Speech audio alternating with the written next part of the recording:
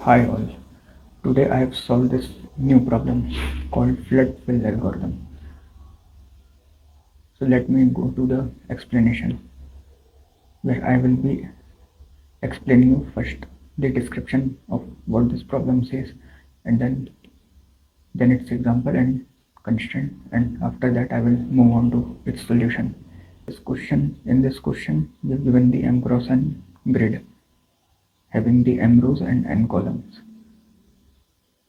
This grid is image grid and there is integer field. So integer uh, image of I of j represent the pixel values of image. We have given the SR and SC starting row, starting column color. Your task is to perform a flood fill of on the image starting from the pixel, starting row, starting column. Okay, we will see what it means. To perform flood fill, instruction is given what we have to do. Read it. Begin with the starting pixel and change its color to this new color. And perform the same process for each pixel that is directly adjacent pixel that shares a side or original with the original pixel, either horizontally or vertically. Okay, so and share the same color as a starting pixel. Keep repeating this process by checking neighbor's pixel of the updating pixel by modifying their colors if it matches to the original color of the starting pixel. Okay, so this is the step 4. Point number 4 is the step where we will avoid there will be the loop, recursion loop. Okay, return the modified image after performing the flood fill, and these are the examples given to us. Okay, and these are the constraint.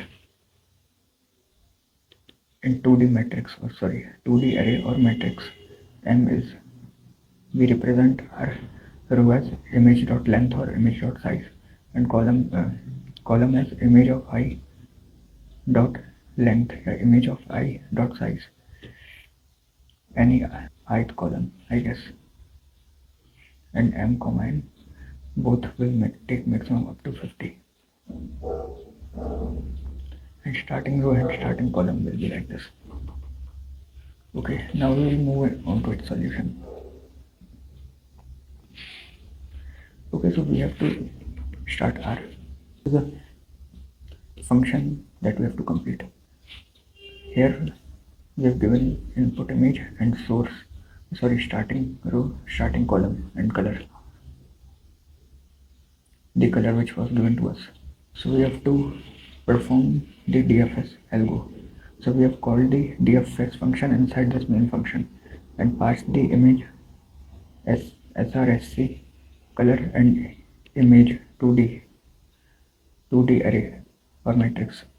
And because we have asked to return this image at the end, then we will return at the end.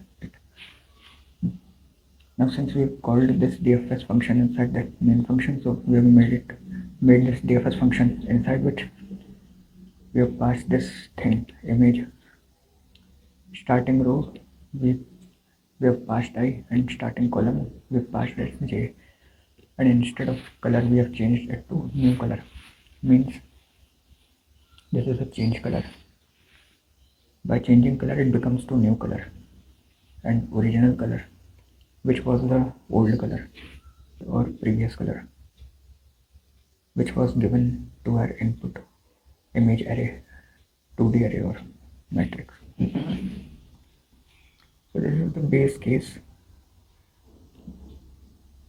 In all of these cases we have to ignore all these cases.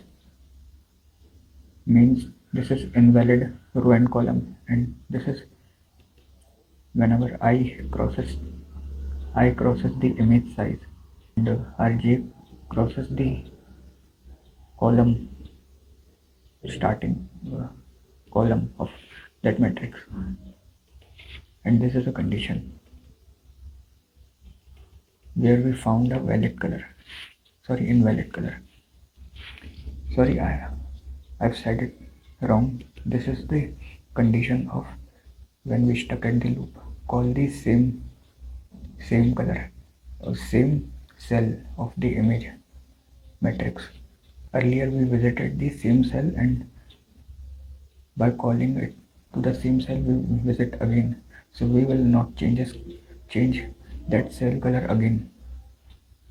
After once if it is changed, we will not change its color. And this condition image of ij is not an original color. This condition is the condition of this condition is of invalid color. We have to ignore all these cases.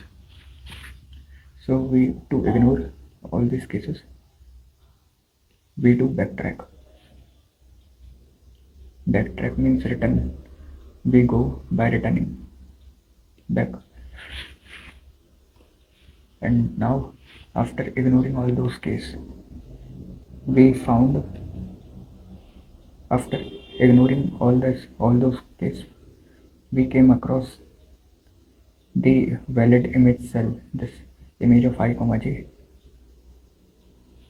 where we store equals to new color. Means if this cell has valid cell, then we will change its original old color to the new color.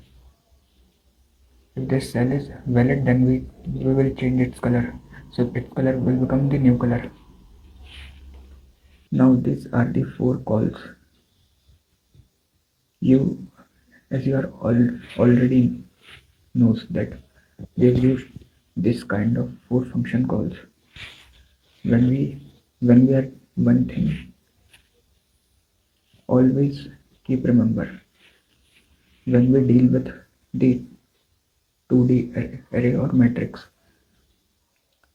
for any cell I, j, when we talk about its neighbor, side and left and right side, top and bottom, there will be 4 neighbor for I, j cell.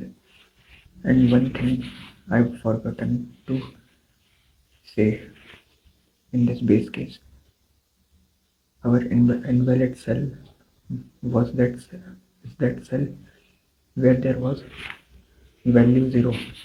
Value 0 means that cell has no color, means that cell is invalid cell. So we have included that case, this. So we will ignore this case. Now this 4 calls is based on when we basically deal with the 2D array or matrix, and we have cell I, j, and we have talked about when we asked to traverse its neighbors. So for every cell I, j, we have the 4 neighbor for its left, right side or top, bottom. Okay, so these are the 4 function calls. This one for the top, and this one for the right, this one for the bottom, and this one for the left. And since this DFS is a void, that's why we have not returned at the end of this function. So now, after completing this DFS function of DFS traversal inside this DFS function, we have called this function inside this main function, DFS function, and we have written the image matrix at the end, where you will see the changed color output. Here the time complexity is not big of V plus E. Rather, here the time complexity is O of m cross n, because we are not using here any kind of loop neighbor type, which we have used previously